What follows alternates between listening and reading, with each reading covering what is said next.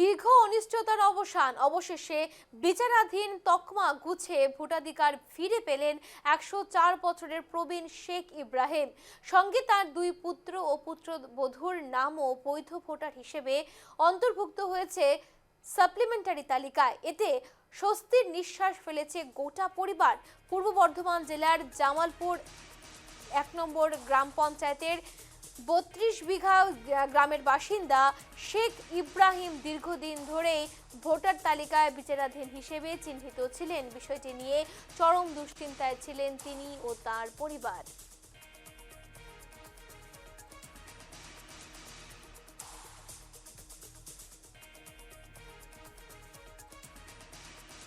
এখন আমরা তো এবছরের যে এসআইআর পদ্ধতি চলছে তাতে আমরা ইনভার্সন ফর্ম জমা দিই এবং তার পরিপ্রেক্ষিতে লজিক্যাল ডিসক্রিপেন্সিতে আমার বাবার এবং আমরা দু ভাই এবং আমার দু ভাইয়ের মানে স্ত্রীদের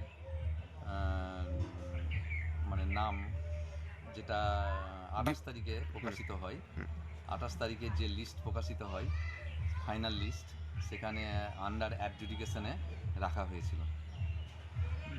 তারপর সেটা তার পরবর্তীকালে যখন এটা আপনার গতকাল যে ফার্স্ট সাপ্লিমেন্টারি লিস্ট যেটা বেরোয় সেখানে আমাদেরকে বৈধ ভোটার হিসেবে বিবেচনা করা হয়েছে, পরিচ্ছন্ন হিসাবে মানে ভোটার ঘোষণা করা।